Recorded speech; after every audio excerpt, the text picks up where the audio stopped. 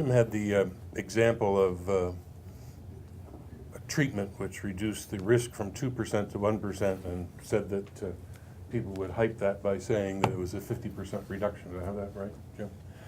In fact, no, they wouldn't. What they'd hype it by saying is that if you don't take our treatment, you'll have a 100% higher chance of actually coming down with the disease. You know, that's, if you want to play fun with figures, that's how people actually play fun with figures. That happens in press releases and people don't catch it. It happens all the time.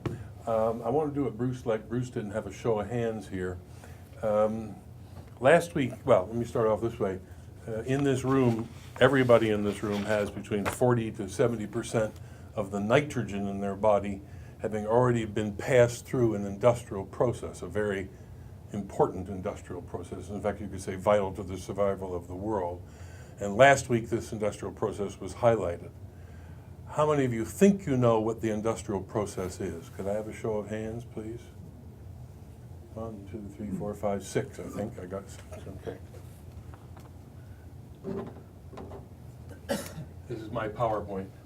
Okay. We will come back to that. I'm going to give you the worm's eye view of the relationship between journalists and scientists.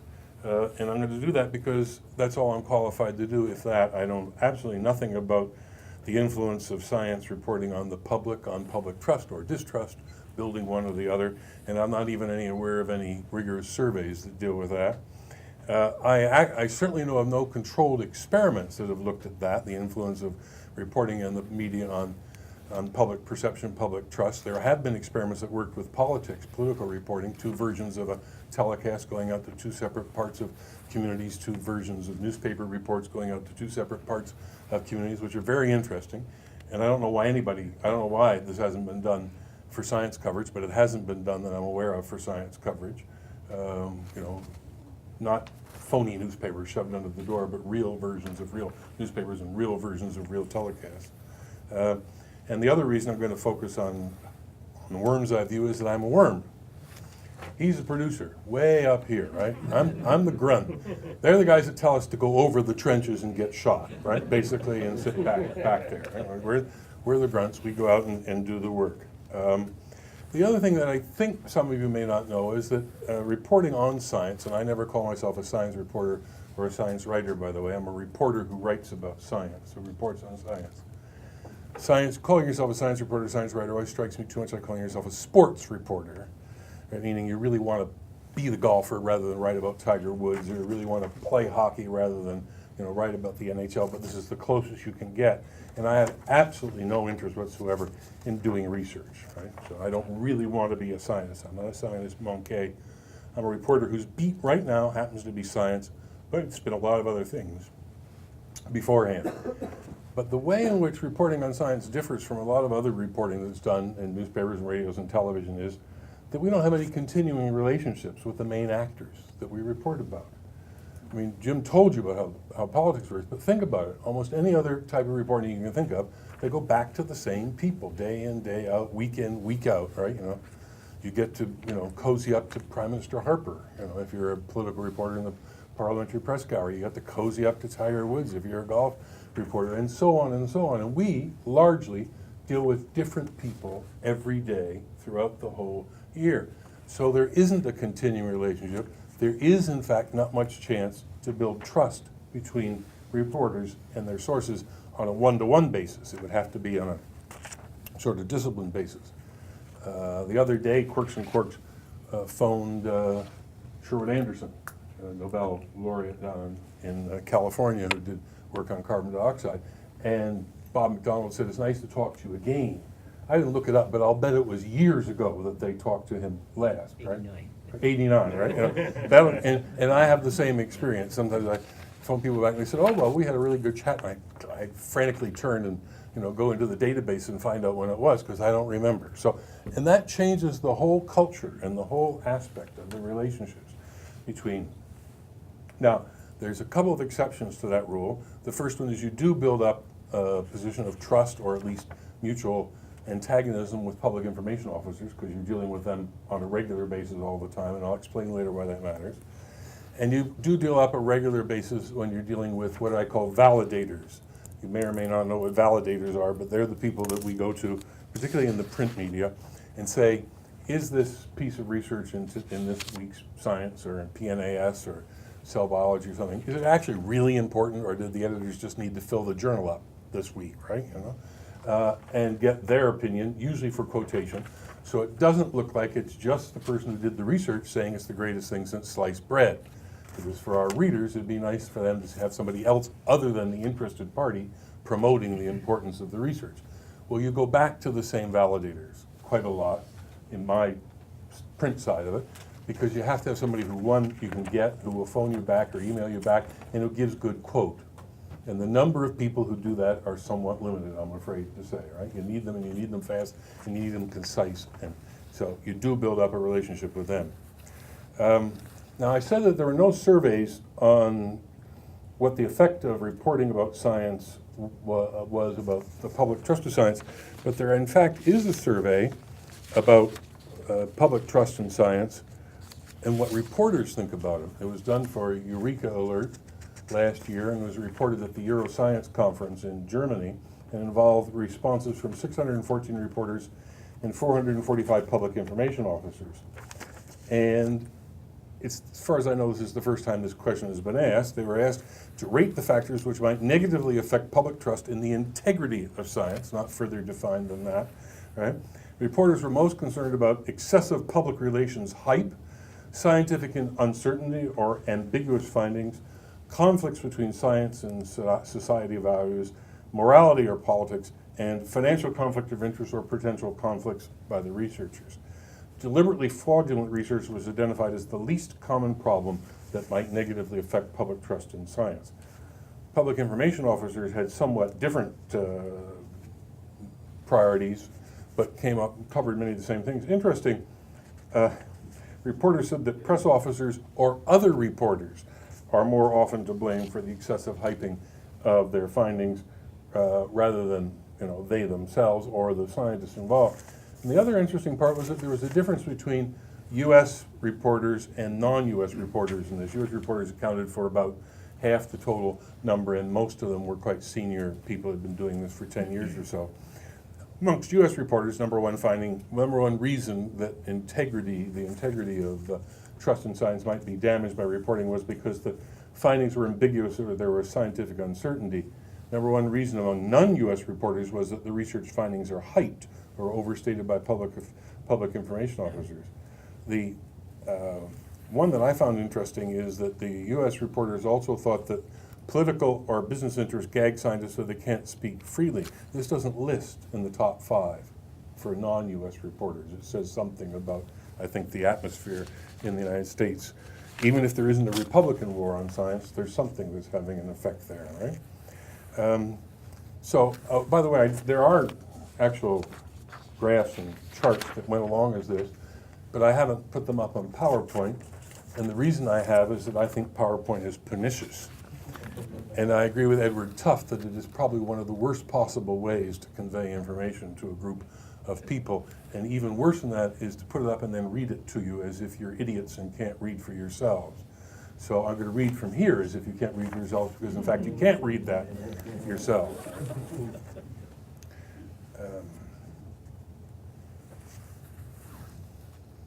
Now, while the Eureka Alert survey found that reporters don't list deliberate fraud as one of the things that they believe affects public integrity and trust of science, that doesn't really answer the question about what happens to journalists when they see fraud in action.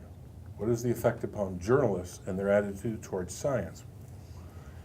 And I say this particularly because of a personal experience. I was present at the press conference in Seattle at the AAAS in February 2005, when Dr. Wang from Korea explained that he had involved cloning of human cells. Before that it was animal cells, dog, right?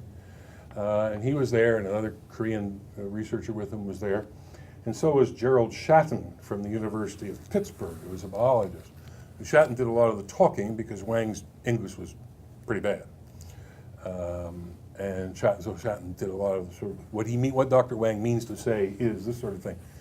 I don't know if you know this, but when the University of Pittsburgh later investigated Professor Shatton, they found he was had committed what they considered to be unacceptable conduct. Research behavior was the words they used. And the part that really interested me is he'd taken $40,000 in honorarium from Professor Wang to do this fronting for him, $10,000 of which was actually an appearance fee, like you pay athletes to show up at your tournament, right? And there he was sitting on this panel up there telling us all what a great piece of research this was. He hadn't done any of the research, he hadn't verified any of the data, but he was listed as a co-author, right? So Wang certainly had lots of things to answer for, but so did Shatton. The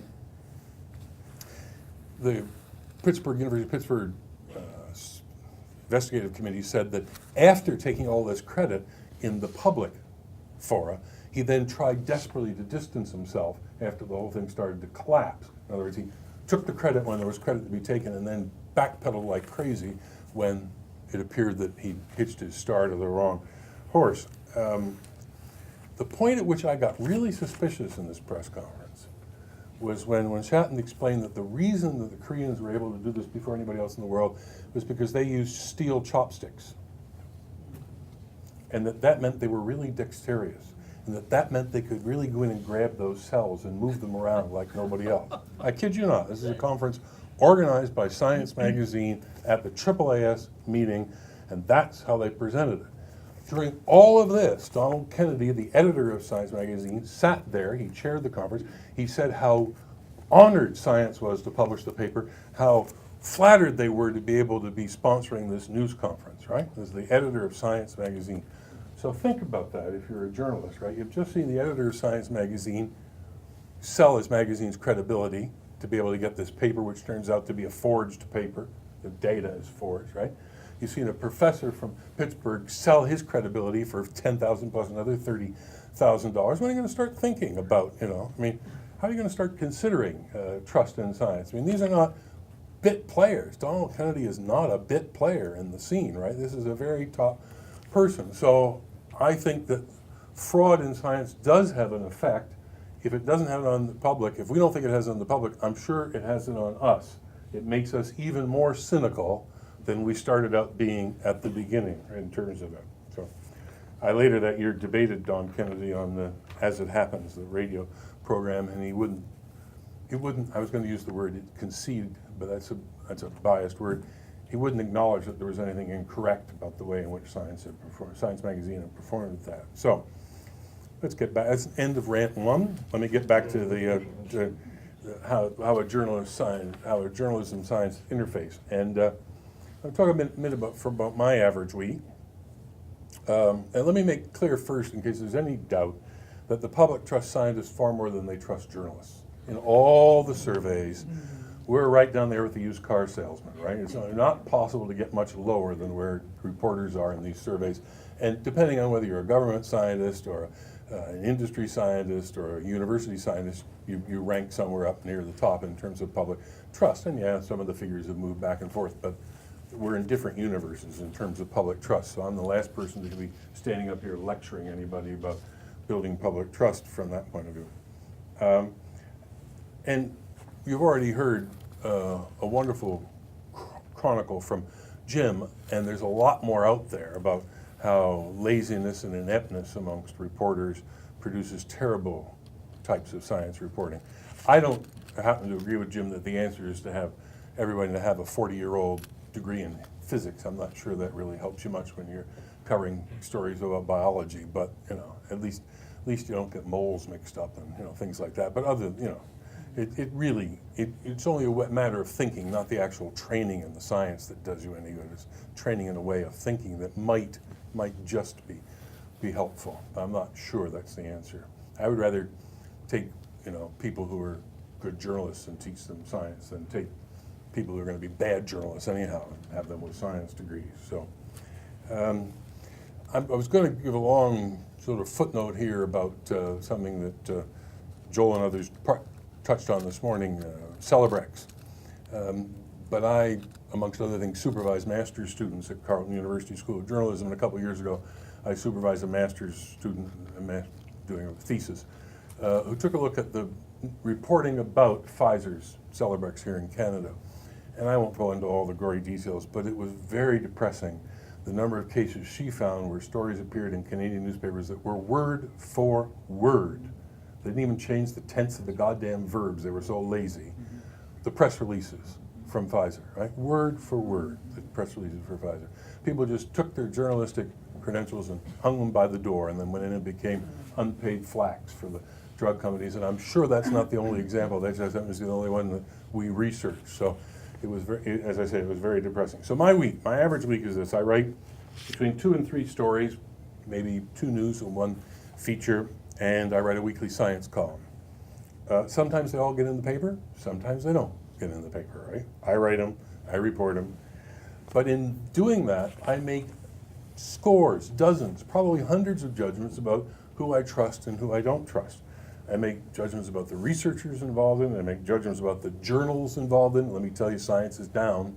I make judgments about the PIOs who are sending me and those are judgments that I'm making to reject 95% of what I'm looking at. I mean, my job at the Toronto Star, as is any reporter's job on any beat, on any major newspaper, is not to write things, is to not put things in the newspaper, right? I could fill the paper every day. It would be no trouble whatsoever. It's idiot's job. You can do that. My job is to find out the things that actually I can convince my editors to put in the paper, and their job is to decide which ones they think the readers actually want to read. So it's all filtering, and that filtering has to be based on who you're trusting the most, because you're not actually going to go out and start reporting those stories until you decide that you actually have some trust in where it's coming from in the first place. Then you go do the work after that, because you can't do it on every story. I'm fortunate that at the Star I have an editor who herself was once covering the medicine and science beat, so she's willing to go to bat for me with senior people at the paper who want to put in yet another cold fusion story, or yet another story about the Irish people who invented a perpetual motion machine, right?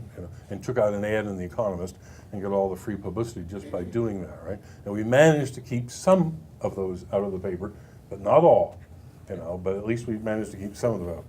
And I also have invisible validators, not people who end up in stories, but people that I email papers to, papers from journals and things, and say, look, I can't make up my mind. Is this really a story or isn't it? Or is this just some incremental thing? Because Jim rightly said we're not interested in incrementalism, right? It may be what makes science work, but it isn't what makes newspapers work. So now I want to also make clear that all that's really standard journalistic operating procedure, because it becomes more onerous for scientific reporting about science, or it should be more onerous. I agree with one of the earlier questioners here that the journalism falls down by not raising enough questions about science, by being far too often cheerleaders for science. Isn't this wonderful? The gee whiz school of thought. I think that in fact public trust of science, which I have no way of measuring, would increase if reporters were more competent and aggressive investigators of when and where science falls short. I'd love to test this hypothesis, but I don't think anybody, SSHRC is not going to give me, Social Science Humanities Research Council of Canada is not going to give me the grant to do it. We have nothing in Canada that corresponds to Ben Goldacre's column, Bad Science, in The Guardian, nothing whatsoever. The column has ups and downs, there's no doubt about that, but we have nothing that's even fulfilling that role. He had in one of the recent columns something I love. It's called The First Law of Bullshit Dynamics. There is no imaginable proposition so absurd that you cannot find at least one person somewhere in the world with a PhD or a professional position who is happy to endorse it. And this is absolutely true. You can always find somebody who's willing to stand up and say, that thing, the earth is flat and I've got a PhD, so you have to believe what I have to say. Other Goldacre columns recently have been about asking the question, why are there no randomized controls tests on social policies? Why is it there's recent explosion of wondrous results from omega-3 tests on fish oil? And what about this guy who claims you can find missing people anywhere in the world using a magic box that relies on quantum physics? Which, of course, he doesn't open for anybody else to look at, right? Now, I don't think you have to go over that far over to the dark side of science to come up with things that would undermine public trust. Somewhere in this mess of paper, I have another paper by John Baylor III, I should be saying, called How to Distort the Scientific Record Without Actually Lying. Truth and the Arts of Science. John Baylor is formerly at McGill, then went to Chicago, then was scholar in residence at the National Academy of Sciences in Washington, maybe back in Chicago, I'm not quite sure, but still in Washington? I'm not sure. Yeah. Anyway, he made the point that was also made by others about some things that can go wrong. I think Joel Exon made many of these points about where people can fudge on science. The choice of the topic, how you frame the question, the decisions about the protocol, the study performance, the data reduction, the analysis, the findings and conclusions in the presentation. Journalists almost look at none of that, basically. They just take all that as a given to start with. It must have been done right. It's been published somewhere. The fact that the study didn't have the statistical power to find the thing that you want to know about goes right over the head of all of us. Well, there may be one somewhere, but it isn't me, who can work on out statistical powers, right? You know, we're really not on it as we should be on it if we were going to be doing aggressive, investigative reporting of scientific claims. We should be much better at that. There's been a few cases where Canadian media does look this deep. My former colleague in Southam, Margaret Monroe, who now works out of Vancouver as a science medical reporter for CanWest News, spent a fair whack of time looking at the operation of research ethics boards at Canadian universities and found some things that were happening at UBC that were somewhat, suspect isn't even a good enough word, cavalier would be the right word, and UBC put some new controls in place because of it, but it involved an enormous amount of work, freedom, access to information requests, tons of digging, and in terms of productivity, filling the paper up with stories, it made no sense whatsoever, right? It was an investment that luckily CanWest was willing to make, but it doesn't happen much. It doesn't happen when you have to get out 3 stories a week plus a column. It doesn't happen much when you have a weekly radio show to get on the air. You just can't do that, you know. I can't spare a body for 2 weeks to do this sort of thing, right? CBC, however, did do a pretty decent job on the research at Memorial University, who was running his own private company there and was fudging his data like crazy. But he took off to Switzerland, where they tracked him down and door-stopped him with a camera, which I thought was wonderful. And then whoever the responsible spokesman was for the university, a vice president or something, weaseled on television like crazy. I mean, it was just embarrassing to watch it. The president of Memorial did a much better job when the Canadian Science Writers Association met there the year after. It was quite open about how they had fallen down on this and their internal controls weren't enough, and the media was right to blow the whistle on it, et cetera, et cetera, et cetera. A bit late, but nonetheless, nice to see it. But the other side of that coin is that why aren't scientists raising a stink about some of these things? You know, why didn't fellow researchers at Memorial blow the whistle on that guy, right? Why didn't the other people at other institutions do the same? People on research ethics boards would be another example. You wonder about the silence. I'm talking Canada now. I don't know anything about any other countries where research hasn't been done, or inconvenient findings are ignored, or studies were designed so they didn't actually come up with to tackle the problem. One of the classic cases, of course, is the suppression of information and scientific results about the cod off the east coast of Canada, where the couple of the fisheries researchers with the federal department had to quit their jobs in order to go public with their concerns over the fact that the government was coming up with policies which were actually 180 degrees opposite of what should have been done to possibly preserve the cod, which basically don't exist anymore, right? We took one of the largest fisheries in the world and destroyed it through ineptness. Ransom Myers, now just dead, from Dalhousie University, was one of those people. There were several others, but all the rest of the people just ducked for cover, right? And it was like those 1950s cartoons of the kids crawling under their desks in the schools when the bomb's going to be dropped. I mean, it was embarrassing, I think, for the fishery biology community in Canada that so few of them actually took a public stance. Asbestos is another one. Canada is one of the major exporters in the world of asbestos. Our asbestos, by the way, is safe, absolutely safe. You don't have to worry about it at all. The fibers are a different size and they don't stick to lungs or anything like that. And it might interest you to know that the federal agency that funds medical research has not funded a study on asbestos since 1998. Now, do you think it's possible that no one's applied to do a study on asbestos because they know it wouldn't be very popular, or that they've applied and it's never been approved? I don't know the answer to that question, but I do know it's very funny that the largest asbestos exporter in the world has no research being done on epidemiology of asbestos diseases, right? As a group in Canada, scientists are nowhere near as much involved in the public debate as they are in Australia. Everyone else compares us to the United States. Forget about that. Let's compare ourselves to Australia. We're bigger than Australia. We're smarter than Australia. We have more coastline than Australia. You know, of course, it's frozen, but nonetheless, we have more coastline than Australia, right? But they're much more involved in the public debate than we are here. And surely, I think you'd grant me that in Scandinavia, many of the scientists are more involved in public debate than they are here. We just had the book on the screen of one of them who was very much involved in the public debate. Because the peer review process, which is always gets thrown up as, you know, this is what we do, doesn't actually respond to public suspicions about the research that wasn't done, about the questions that weren't asked, which is the really important thing, right? What wasn't done? What questions weren't asked? Maybe we should consider doing what Australia has just done. Sorry to keep throwing the Aussies up in everybody's face, but they did a good thing. They copied it from the Brits, but that's not too bad. And you can go find out about it here. It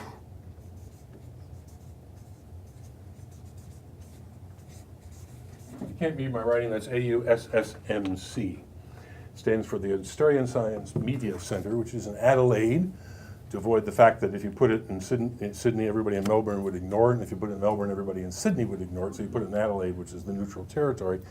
And it has it was imported from Britain with Australian modifications. Its aim is to make evidence-based science available to everyone by giving scientists more of a voice on important issues of the day.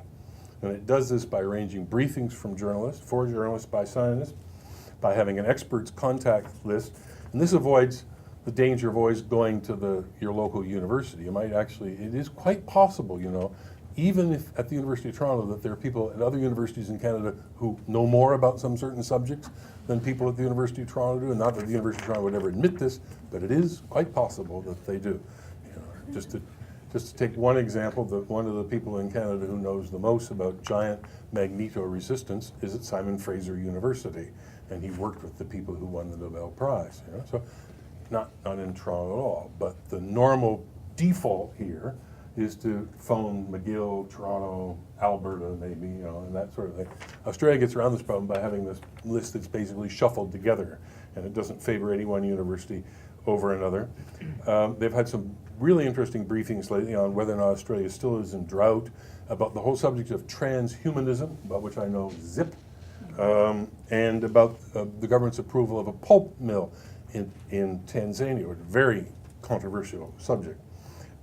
The other benefit of a study of a center like this, the one that's not advertised on the website, the one that's not mentioned, is that scientists learn more about how the media works. So let me return to the show of hands. We had 6 people here who put their hands up when I asked about the one that's not advertised on the website, the one that's not mentioned, is that scientists learn more about how the media works. So let me return to that show of hands. We had 6 people here who put their hands up when I asked about where the nitrogen in your body comes from. And it comes from the Haber-Bosch process, which is the process by which you take nitrogen out of the air and fix it and put it in ammonia and then make fertilizer with it, right? Fritz Haber won a Nobel Prize for it. And last week, Gerhard Ertl won a Nobel Prize for his studies of what happens in the Haber-Bosch process, because in fact nobody knew. Nobody knew what was happening on the surface of little iron filings that are in there. Nobody knew. If you don't know what's happening, how do you improve it, right? And Ertl did some absolutely phenomenal work methodologically of cracking this problem. You know, and you read it and you just think, my Lord, what a precision, you know, piece of work. And I love the bit in particular where he ran the process backwards to answer the last question. You know, sort of inspired thinking. But in fact, you know, in an audience where there's, you might even say, a surfeit of PhDs, and where something was in the news last week because the person won a solitary Nobel Prize for it, not shared with anybody, all by his lonesome, right? Look at the list lately and see how many of those you can find up there. And where this actually feeds the world, very few people in this audience and nobody in the public actually knows about it, right? So the other two were, I said, giant magnetoresistance and knockout mice, which are giant magnetoresistance equated with iPods, so everybody figured that one out. So, now, my point is that any competent science reporter can fake his or her way through a discussion of those three things, the three things that won Nobel Prizes last week. Knockout mice, giant magnetoresistance, and the Haber-Bosch process, surface chemistry process, right? Until about next Thursday, at which point we'll dump all those memory banks and not have them anymore. But we can do it now. But many, many scientists couldn't talk about any of them. Couldn't tell you anything about them because they're not in their particular field. So in fact, science reporters know more science than most scientists do. They know a little bit about a lot more science than most scientists do, right? And most scientists are they have to be. I mean, I'm not knocking this. They have to be very narrow. So my argument here is, we've done our bit. We go out and learn this stuff. It would be nice to have some reciprocation. It would be nice for scientists to learn a little bit about how the media actually operates, right? So that we didn't get the same irritatingly dumb accusations and questions that we get all the time. One of my favorite ones is, I suppose you have to do that because headlines sell newspapers. This is today's edition from the box of the largest selling newspaper in Canada, by far. A newspaper that outsells the Globe and Mail in Toronto by 3-1, right? Okay? You can't see a headline on it, right? It's not there. There's no headline there, right? Why can you put this gatefold, as it's called, down? Because headlines don't sell newspapers anymore. This makes money, right? But the headline doesn't sell the newspaper. There's no boys in knickerbockers out there on the street corner yelling, "Get your latest news here," right? It just doesn't happen. The majority of people subscribe to it. They pay for it in advance. They pay for it no matter what the headline says, right? But as someone else said earlier today, if I had $1 for every person who said to me, "I suppose headlines sell newspapers." The second thing is, it would be nice if many people in the sciences understood that reporters don't write headlines either, right? You have nothing to do with the headline, right? You have no idea what the headline's going to look like when you write your story. You don't know how they're going to be across the top of the page, squashed into one column, whether it's even going to run in the paper. You have no input. You can't see it. You can't complain about it. You pick up the paper the next day and suffer like everybody else, right? Articles don't usually appear as they were written. In some papers, they bear very little resemblance to what was written. If some people get a hold of my copy, I have to threaten to invoke the clause in the Guild contract which says I get to take my name off the story if it's changed substantially, right? And this happens all the time, and at places where they don't have that clause in their Guild contract, and stories get changed. So you say to the reporter, "You really made a dumb mistake." You really should say, "Boy, it was too bad that story said such and such and so and so," because it may not, and often wasn't, the reporter who left out the funding agency, or who didn't name the co-authors, or all the other egregious errors that really get up people's noses. It's often done by other people after that leaves his hands. And the other, I mostly got this from a philosophy professor in Ottawa, but I've heard it from other people, which is that when newspapers and radio shows and TV shows start having the same topics, covering the same topics, there's a suggestion that there's a conspiracy here. Manufacturing consent was what the book was called. And I always point out, why does there have to be a conspiracy? We're all, middle class, middle-aged or older, white male liberals. We don't need a conspiracy machine to do this. We all think the same way, right? Don't think about conspiracy when you can think about group delusion, And if you want to find out how news judgments are actually made, you get a book called Deciding What's News, which has just been republished in its 20th year anniversary by Herbert Gans, Northwestern University Press. Okay? And the last question I'll throw out here is that many times scientists will tell reporters, "Well, I wish your paper had a regular science page or a regular science column," right? tonight, if there's some wine around, let's debate this issue, right, over several glasses of wine. Because one argument is that means you have a ghetto, right? And the only people who go there are the people who are called in the NSF survey in the United States the science-attentive population. And they're about 20 to 25% of the population. Whereas if I can get a science story on page 3 of the Toronto Star, 95% of the people who pick the paper up that day will see it. And if I'm good enough, and the editor is good enough, and the illustration is good enough, most of them will start to read it. And if I'm really good enough, they'll finish reading it. Why would I trade a shot at 95% of 350,000 people, right? Or 750,000 on the weekend, for 20%, automatically throwing 80% of the sample away? I mean, this would be really dumb. And yet, time and time, scientists say, you really should have a science section or a regular science page in the paper.